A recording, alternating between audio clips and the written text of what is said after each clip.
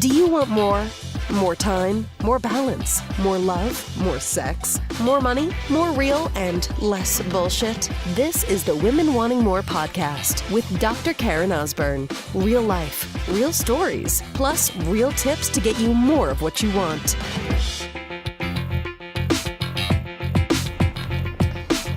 Oh, sister. Let's talk about the light today, shall we? I'll talk a lot about... I shouldn't say that. I'm going to take that back. I don't talk a lot about darkness. I'm just very honest about that, and that's definitely a piece of who we are as human beings, and it's part of the human experience to have darkness and to have dark. You can't have light without dark, right? There needs to be that comparison. Otherwise, how would you know when it's light? How would you know when it's dark? But light into dark. I am listening to Super Soul Sunday like it's my job right now. By the way, great podcast, which is Oprah's podcast. Highly recommend it. But I'm listening to one by, how do I pronounce her name? Iyanla Vanzant. And she said this about light into dark. And the conversation was around like what's happening in the world right now, which is we have, political insanity. There are children that are stuck at borders that have been taken from their family, from their parents. There's shootings in schools. Women that are being still abused in our modern world.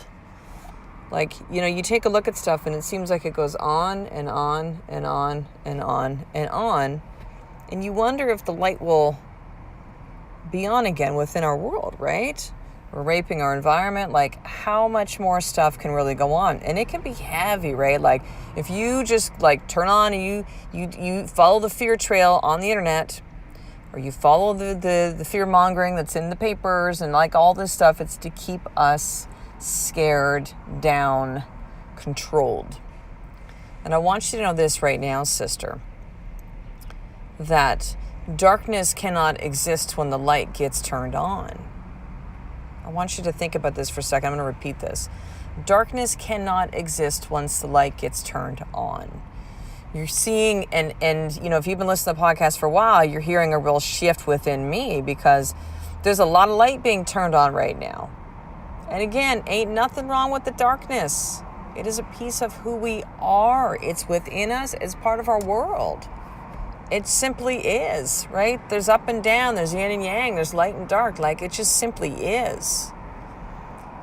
But it's become so top heavy with darkness that there's a lot of people wondering if the light is going to actually, be turned on. People taking their own lives in droves. What the hell is happening, right? But darkness cannot exist when the light gets turned on. And so how do you take these situations of what's happening in the world and change things? How do you even maybe take of what's happening in your life? Maybe you're in, your marriage right now is really in trouble. Maybe you're, very challenged with stuff that are happening with your children. Perhaps you're caring for your ailing parents. And you're like, how am I gonna, I can't keep doing this. It's just so fucking hard. Maybe you're really struggling with something with your health. Maybe you're wondering when there's gonna actually be zeros in your bank account and not negatives. And or you have lots of money coming in, but lots and lots is going out. It might look ever great on the outside, but really the honest thing is that you're broke. So what do you do with all of this stuff? How do you impact and influence things like your partner in a marriage, your children, your financial situation? How do you shift all these things? And the answer, although not easy to get there, although is a constant intentional choice, is to be in light as often as you actually can. Is to choose from a place of love, not fear. Is to make decisions from love and not fear. By the way, fear also masquerades as anger, frustration, overwhelm, jealousy, greed, comparison, guilt, shame, blame. Kind of get the picture, right? When you project from those places, there's no way light can enter in, right? There's no way light can enter in. So what is it that you're wanting to create within your life? What are you wanting to shift? What are you open to receiving? Again, there's nothing wrong with the dark. It allows us to have comparison and contrast. It allows us to really, when we've moved through those times of darkness, and everybody has, to be able to look back and see where you now stand in the light is like oh man, like I did that, right? I did that. And it can be little things. For me, I've recently taken up stand-up paddleboarding. We live right across the street from the beach. I've been talking about it for a while. I'm like, I could literally walk across the street with my board and right into the ocean. Like, why haven't I done this yet? It's probably like, I don't know, 400 meters from my front door to hit now I'm in the ocean. And so I finally started doing it. And it's nerve-wracking, and I'm nervous about it. And where I'm paddleboarding, where the ocean's across the street from us, the water, like, it gets deep once you go way out. But where I'm doing, it's not. But still, it's like, it's cold-ass water. It's, it's a new thing for me. It is something that I felt called and pulled to do.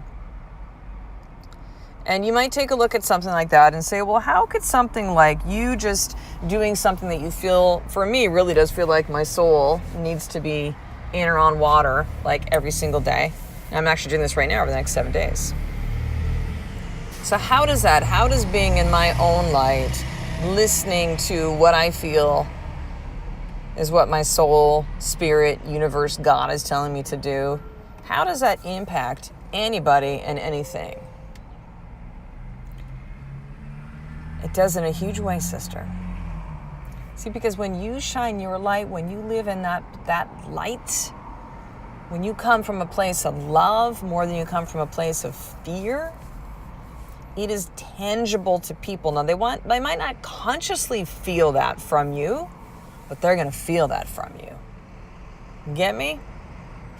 There will be something about you that people can't even they can't put their finger on, but they're going to feel it. And they will be drawn to you.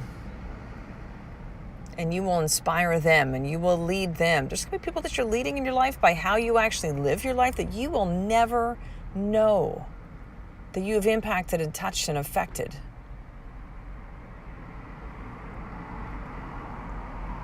You being in your light, you listening, you being present, you coming from a place of love has an incredible impact. Why do you think so many people are being drawn to this type of message right now? Right? What I'm speaking about on the podcast, what the conversations are on Oprah Super Soul Sunday, the amount of books that are being consumed, the seminars that people are going to, the shows that people are watching, the things that are being created in our world. This is no accident what's happening right now. There's a consciousness on our planet that is shifting. And it is easy to take a look at the papers and all the shit around us and say, no, it's not, Karen. Look at all the bad shit in the world. It's awful what's happening right now. There's no way we can get out of this situation we put us in when it comes to Mother Earth. But I'm telling you right now, sister, there's a lot that's happening that you will not see, but you will feel, and you can be part of that. And it's by you simply living in your light, living from that place of truth, coming from a place of love as often as you possibly can. They're like, what has happened to Karen? Where's my fuck this, fuck that girl? She's still there. That's still a piece of me too.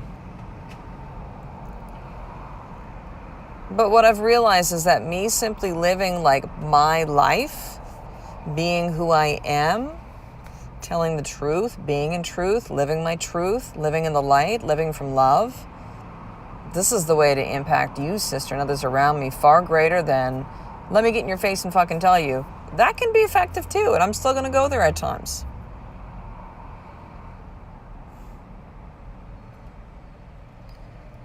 But there's a much greater attraction to the light than there's the dark. Just look at nature, for example, right? Bugs are drawn, flies, maybe that's not a good example because you're not like a bug, but we're drawn to the light. We want to get into the sun. All living things need sun to survive. Light. So here's your more tip for today. I want you to open your journal, and right at the top of the journal, where I need to be living more in light is. And start writing. Start writing. Don't censor it. Don't stop it. Just stream of consciousness. Whatever comes out of you, through you, for you. And see what you see from that, sister.